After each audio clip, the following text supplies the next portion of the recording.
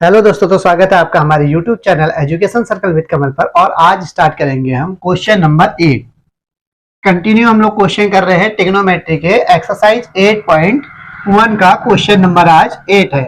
Question में यहाँ कह रखा है कि यदि 3 cot A इक्वल टू 4 है, 3 cot A इक्वल टू 4 है, तो जांच कीजिए कि 1 minus tan square A upon 1 plus tan A equal to cos square है माइनस साइन स्क्वायर है होगा या नहीं होगा। दोस्तों, वीडियो शुरू करने से पहले अगर आप हमारे चैनल में नए हैं तो प्लीज चैनल को सब्सक्राइब कर लीजिए।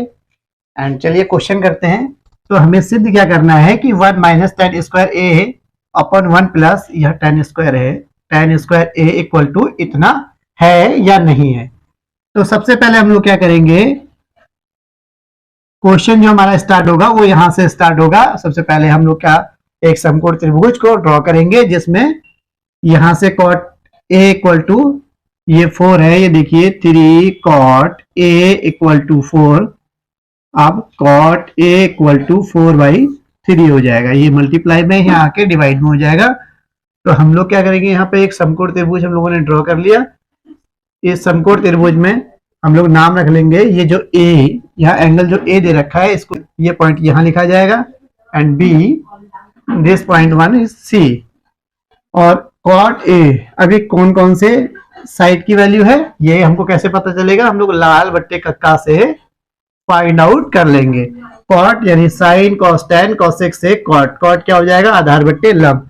तो ये किसके इक्वल होगा, आधार बट्टे लंब। तो ये वैल्यू आधार की है और ये वैल्यू लंब की है।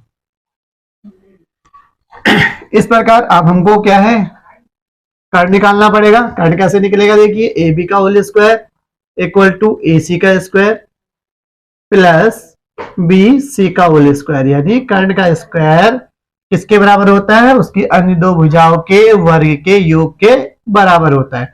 तो ए बी की वैल्यू हमको फाइंड आउट करनी है। A B equal to A C की जो वैल्यू है वो 4 का whole square plus B C की वैल्यू 3 का होल स्क्वायर।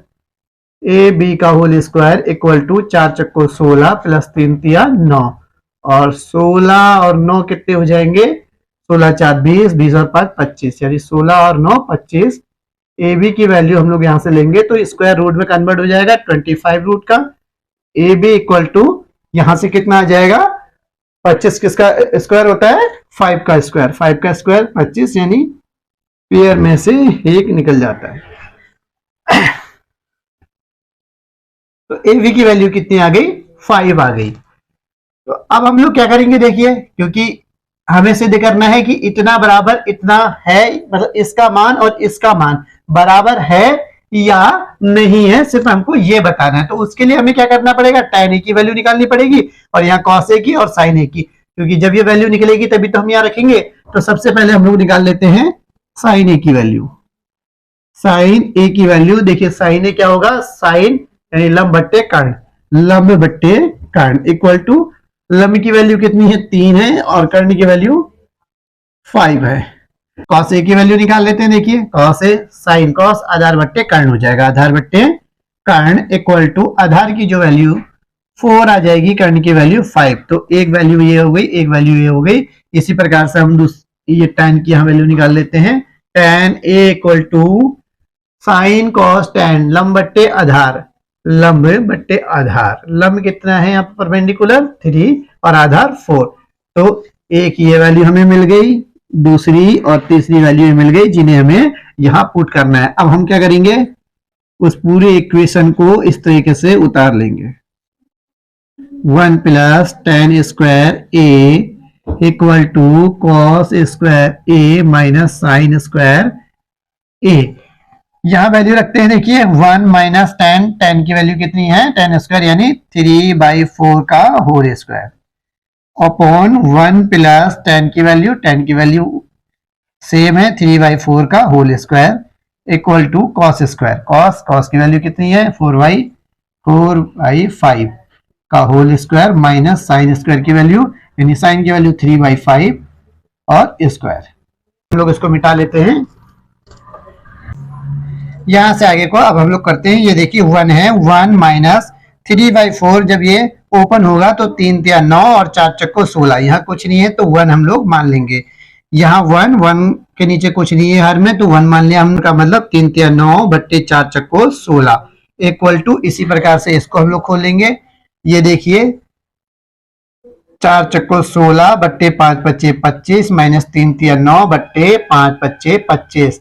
अब इसको सॉल्व करते हैं। देखिए 16, इसको सिर्फ इसको सॉल्व कर रहे हैं अभी हम लोग। 16 एलसीएम आ जाएगा, 16 एकम 16 यानी 16 माइनस का 9, ये वाला बट्टे यहाँ आ गया। अब इन दोनों को हम लोग एलसीएम लेंगे, 16 एकम 16 प्लस 9 इक्वल टू, इसका क्या हो जाएगा, इसका भी एलसीएम ले लेंगे। देखिए जब हर इक्वल होते हैं तो सबसे आसान होता है, ऊपर ऊपर वाले को हम लोग घटा देंगे डायरेक्ट, अगर यहाँ प्लस होता तो ऊपर ऊपर अंश अंश को जोड़ देते हैं। तो इसके आगे करते हैं, 16 में से 9 चला जाएगा तो 6 चला गया 10, 10 में से और 3 जाएगा तो 60 बट्टे 16, 16 और 9 25, 25 बट्टे 16 इक्वल टू, यहाँ 16 में से 9 चला जाएगा तो 7, 7 बट्टे यहाँ कितना बचेगा 25। तो 16 से 16 कैंसिल हो जाएगा। देखिए मैंने क्या बताया था कि जब बट्टे के नीचे बट्टा होता है तो एक बट्टे को हम लोग ऐसे लिखते हैं, इसको कैसे सॉल्व करेंगे, 7 बट्टे 16 मल्टीप्लाई, अब ये क्या हो जाएगा, गुणा में उल्टा हो जाता है, यानी हर का अंश बन जाएगा और अंश का हर बन जाएगा। मल्टीप्लाई 16 बाई 25, तो 16 से 16 कैंसिल हो जाएगा, 1 बन जा में, तो 7 बाई 25 बचेगा। यानी यहाँ कितना बचा अभी देखिए, 7 बाई 25 इक्वल टू 7 बाई 25, यानी देखिए दोनों की वैल्यू सेम आई, इसकी वैल्यू भी 7 बाई 25 आई, इसकी वैल्यू भी कितनी आई 7 बाई 25 आई। तो ये क्या है, इक्वल होगा, है या नहीं है, तो इक्वल है, क्या है, इक्वल है। तो ये क्वेश्चन यही समाप्त हो जाता है इस प्रकार। क्वेश्चन नंबर 8 हमारा पूरा हो गया। अब इसका नेक्स्ट क्वेश्चन करते हैं, क्वेश्चन नंबर 9। कह रहा है कि त्रिभुज एबीसी में जिसका कोण बी समकोण है, यदि tan a बराबर इतना है, मेन जो चीज है वो यहां से स्टार्ट होगी हमारा क्वेश्चन। तो निम्नलिखित के मान ज्ञात करने हैं, यानी sign A multiply cos A plus cos A sign C, cos A minus sign A sign सी की हमको वैल्यू फाइंड आउट करनी है। हम लोगों ने क्या कर लिया, एक त्रिभुज ड्रॉ कर लिया, ये मैंने अभी बना दिया था लेकिन वीडियो कट हो गई थी, कट होने की वजह से ये जो है मिसिंग हो गया है, तो ये मैं समझा दे रहा हूं अभी आपको। त्रिभुज एबीसी में जिसका कोण बी समकोण है, यानी हम लोगों ने एक समकोण त्रिभुज को ड्रॉ किया, बी को कहां लिखा, समकोण वाले एंगल के पास लिख दिया बी। ए और सी को हम लोग ट्रांसफर कर सकते हैं, यानी सी यहाँ पे लिख सकते हैं और यहाँ पे कहीं पर भी लिख सकते हैं। तो इस प्रकार से A B C right triangle draw कर लिया हम लोगों ने। अब tan इक्वल टू कितना होता है, साइन कोस tan, tan लंब बट्टे आधार, यानी एक जो है लंब की वैल्यू आ गई और आधार की वैल्यू क्या आ गई, √3। इस प्रकार से हम पाइथागोरस प्रमेय से AC की वैल्यू फाइंड आउट कर लेंगे। AC equal square equal to AB का स्क्वायर, यानी AB का स्क्वायर प्लस आधार का स्क्वायर BC का square. AC square equal to AB की वैल्यू 1 है, 1 का स्क्वायर प्लस BC √3 का होल स्क्वायर, यानी AC का होल स्क्वायर इक्वल टू, ये कितना आ जाएगा 1, स्क्वायर से रूट कैंसिल हो जाएगा तो 3, AC इक्वल टू AC का होल स्क्वायर इक्वल टू 1 और 3 4, तो AC इक्वल टू √4 हो जाएगा, AC इक्वल टू 2, यानी 4 किसका स्क्वायर होता है, किसका वर्ग है, 2 का। तो करने की वैल्यू हाइपोटेनस साइड क्या मिल जाएगी हमको, 2 मिल जाएगी। तो उस प्रकार अब हमें क्या करना है, हमसे ये पूछ रखा है क्वेश्चन नंबर 1 ये वाला है। यहाँ इसको हल करने के लिए सबसे पहले हमको साइन ए कॉस ए और साइन सी जो भी दे रखा है उसकी वैल्यू यहां से हमको फाइंड आउट करनी पड़ेगी। तो डायरेक्ट यही कर लेते हैं। देखिए मैं उतारूंगा भी नहीं इसको, यहाँ यही देख के हम लोग यही उतारेंगे इसको। साइन ए को हम लोग क्या लिख सकते हैं, देखिए साइन ए यानी लंब बट्टे कर्ण मल्टीप्लाई, क्योंकि क्या मल्टीप्लाई है, कॉस की वैल्यू आधार बट्टे कर्ण, हम वैल्यू बाद में रख लेंगे, प्लस कॉस की वैल्यू क्या होगी, आधार बट्टे कर्ण, ये sine cos multiply sign C, sine की वैल्यू कितनी होती है, लंब बट्टे कर्ण। अब आप सोचोगे कि सभी एक जैसा है, हम लोग वैल्यू डायरेक्ट रख ले, लेकिन यहाँ पे हमको एक चीज ध्यान देने की आवश्यकता है। वो चीज क्या है, एंगल, किस एंगल के एस्पेक्ट में पूछा गया है उसका हम लोग यहाँ पे ध्यान रखेंगे। देखिए साइन ए मतलब साइन का जो लंब बट्टे कर्ण है वो ए एंगल के एस्पेक्ट में पूछा गया है। तो ए एंगल कहाँ है, ये है। तो ए एंगल के लिए अगर सम्मुख भुजा हम लोगों ने, मैंने नोट करके लिखाया था आपको कि ए की सम्मुख, जिस कोण को लेंगे उसकी सम्मुख भुजा लंब कहलाती है। तो इसकी सम्मुख भुजा ये है, तो इस समय आधार अभी लंब कहलाएगी। तो लंब कितनी हो जाएगी, √3 बाई कर्ण कितनी है, कर्ण चेंज नहीं होती है, 2 ही रहेगी, मल्टीप्लाई आधार बट्टे कर्ण। अब कॉस सी, कॉस के लिए तो आधार बट्टे कर्ण ही रहेगा, लेकिन सी पॉइंट के लिए, सी पॉइंट के लिए, अब इस पॉइंट के लिए मैंने आपको बताया कि हमेशा सारी चीजें एज इट इज रहती है, यानी अब इसका सम्मुख भुजा लंब होगा, ये वैसे भी लंब है। तो आधार क्या हो जाएगा, √3/2 प्लस अब कॉस ए, कॉस ए यानी आधार बट्टे कर्ण ए वाले एंगल के लिए ये क्या हो जाएगा, लंब वाली भुजा हो जाएगी। तो लंब क्या हो जाएगी, आधार हो जाएगी। तो आधार की वैल्यू 1, कर्ण की 2 multiply by sine C, sine की वैल्यू कितनी है देखिए, लंब बट्टे कर्ण। अब सी के लिए, सी के लिए सारी पॉइंट, सारे लाइन एक जैसी रहेंगी, इसके लिए कोई रूल चेंज नहीं होते हैं। तो साइन सी लंब बट्टे कर्ण, लंब कितना 1 है और कर्ण कितना है 2 है। इसको हम यदि सॉल्व करेंगे तो इसकी इससे मल्टीप्लाई होगी, तो √3 तो 3 आ जाएगा, रूट कैंसिल हो जाता है, एक संख्या आ जाती है, 2 दूना 4 प्लस 1 कम 1 और 2 दूना 4। इस प्रकार इसको हम यहाँ फाइंड आउट कर लेंगे। 4 यानी इसके हर बराबर होते हैं, हर बराबर होने पर क्या करते हैं, से हम लोग डायरेक्ट वही ले लेते हैं, ऊपर वाली संख्या अगर जोड़ रही है तो जोड़ देते हैं, घट रही है तो घटा देते हैं। 3 और 1 4, 4 बट्टे 4, 4 एकम 4, 4 एकम 4, यानी कितनी वैल्यू आ गई 1। तो ये क्या निकल गया, इसका आंसर आ गया, यानी किसका, इसका आंसर कितना है, 1 के इक्वल है, ये आ गई इसकी वैल्यू। इसी प्रकार से अगर हम वैल्यू निकाल रहे हैं यहां पर, चलिए ये हमारा हो गया, हम इसको इरेज कर लेते हैं। देखिए कॉस है, साइन सी, साइन है, साइन सी, डायरेक्ट हम लोग कॉस की वैल्यू रखेंगे, साइन कॉस, कॉस क्या होता है आधार बट्टे कर्ण मल्टीप्लाई कॉस, कॉस ये भी आधार बट्टे कर्ण हो जाएगा, माइनस साइन, साइन की वैल्यू कितनी होती है, लंब बट्टे कर्ण, लंब बट्टे कर्ण मल्टीप्लाई लंब बट्टे कर्ण। अब दिख एक ही जैसा रहा है, आधार बट्टे कर्ण आया है, लेकिन इसकी वैल्यू में क्या हो जाएगा, वेरिएशन आ जाएगा, वैल्यू चेंज हो जाएंगी। वो किस लिए, क्योंकि एंगल का यहाँ पे बहुत ज्यादा फर्क पड़ता है। यानी एंगल कौन से एंगल के एस्पेक्ट में पूछा है, ए एंगल के, कॉस है लेकिन ए एंगल के एस्पेक्ट में पूछा है, ये भी कॉस है लेकिन ये सी एंगल के एस्पेक्ट में पूछा है। तो कॉस ए के एस्पेक्ट में पूछेंगे तो सम्मुख भुजा क्या कहलाएगी, लंब, और ये लंब है तो लंब वाली क्या कहलाएगी, आधार। तो कितनी हो गई आधार यहाँ पे 1 और कर्ण 2 मल्टीप्लाई कॉस सी के लिए सब एज इट इज रहता है। तो आधार क्या हो जाएगा, √3 बाई कर्ण 2 माइनस लंब बट्टे कर्ण साइन ए के लिए सम्मुख भुजा लंब कहलाएगी, तो लंब कितने हो गई, √3 बाई कर्ण कितना है 2 मल्टीप्लाई 1 बाई कर्ण की वैल्यू 2, इससे इसकी मल्टीप्लाई करेंगे, √3 बाई 2 2 जा 4 माइनस इससे इसकी मल्टीप्लाई √3 बाई 2 2 जा 4।